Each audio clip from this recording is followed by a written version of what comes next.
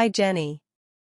This a time summer have it time today, let's sunrise. Unbelievably beautiful, enjoying this so much what with the cold weather here in Montreal. Your videos helped me through the quarantine.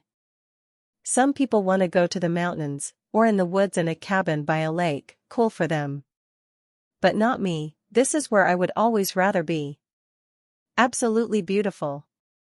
And the sunrise is the bonus. Awesome video. Makes us folks around the world forget about the quarantine for a moment. Never underestimate the value of it doesn't get any better than this. I put my earphones in, turn the volume up, and I feel like I'm actually there. California's 10-second trivia. What is the restaurants Philippines? McDonald's, Jollibee, Burger King, and Popeyes? Jollibee Restaurants Philippines in the Jollibot opening January 28, 1978. Is Jollibee cool? Jollibot.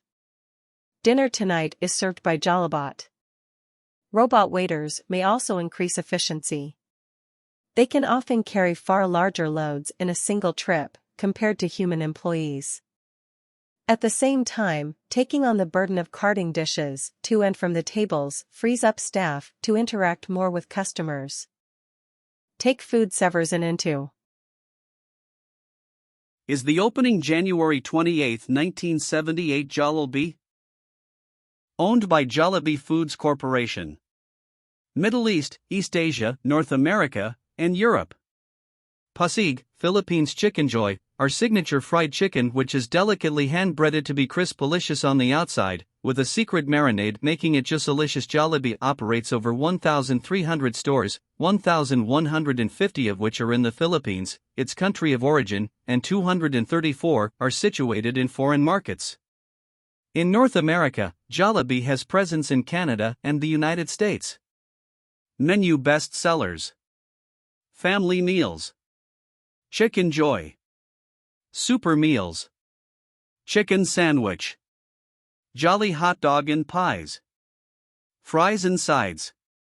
Burgers. Cargill Philippines, the chicken supplier of Jollibee, aims to work on more plant-based initiatives in the Philippines as local producers offer more meat alternatives to the growing health-conscious market.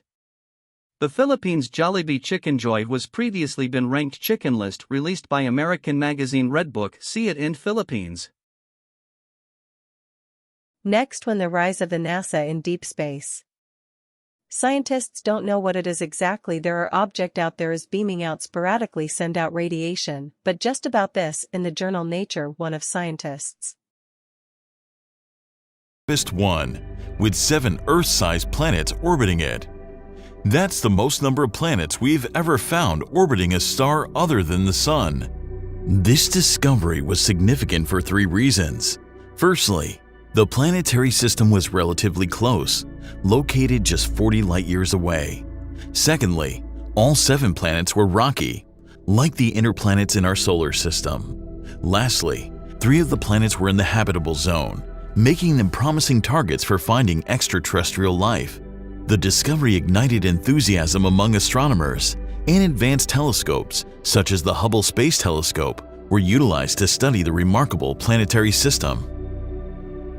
However, these telescopes had limitations, and their findings were capped due to wavelength restrictions. As a result, astronomers eagerly awaited the launch of the James Webb Space Telescope to focus on the TRAPPIST-1 system. And now, the first results from the telescope have been received, but they are not promising. So what did Webb discover in one of the planets of the system? What techniques were used to determine the nature of the planet orbiting TRAPPIST-1? Finally, and most importantly, why are these results so critical for astronomers?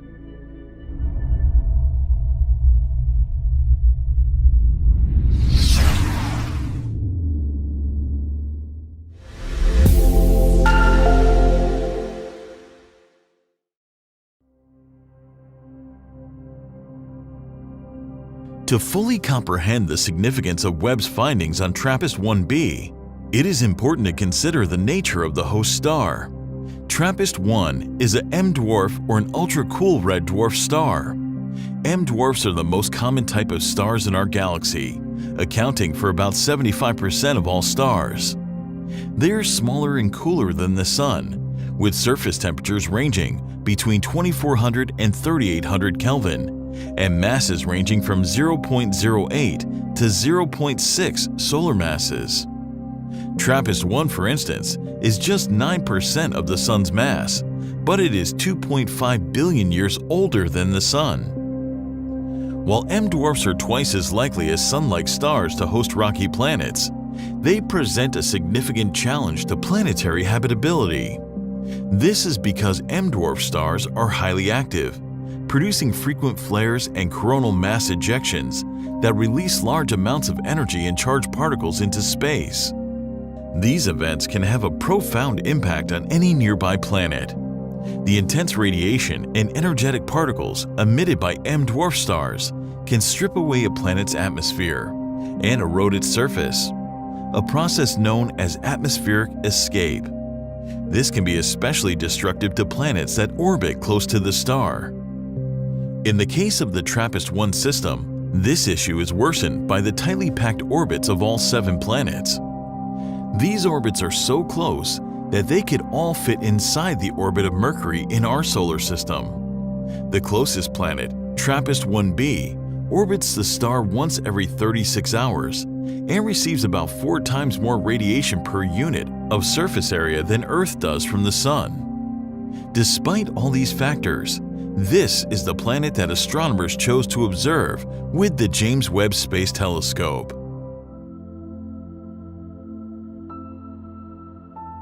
One of the most intriguing questions in astronomy is how scientists are able to determine the properties of planets located trillions of miles away from Earth. The answer lies in spectroscopy, a branch of physics that revolutionized astronomy more than a century ago. Specifically, astronomers rely on the concept of secondary eclipses to gain insight into the temperature and composition of these distant worlds.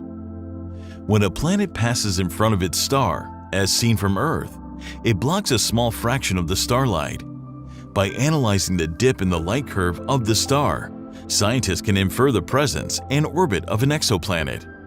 However, this configuration only provides information about the planet's night side facing us. To gain a complete understanding of the planet's atmosphere, scientists rely on 2 additional configurations: when the planet is on either side of its star, or when it's behind the star, as seen from Earth. But why is the latter configuration so critical when we can't even see the planet? The answer is the infrared emission from the exoplanet. TRAPPIST-1b is tidally locked, meaning that one side always faces the star while the other is in permanent darkness. If the planet has an atmosphere to circulate and redistribute heat, the day side will be cooler than if there is no atmosphere. Although TRAPPIST-1b is not hot enough to give off visible light, it does have an infrared glow.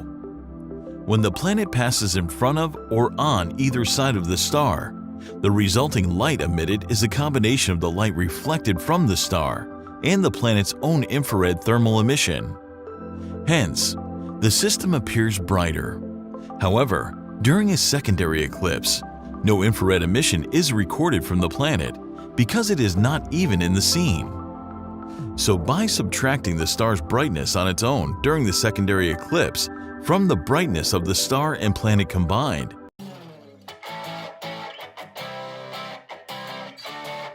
For 10 out of 10, when the Fairly Odd Parents Bad Air Day, you be found some really, I want to give a me like all kinds of scent following happen looking to the bad air day now the taking place very dense urban it I believe it's a some really happen to on last.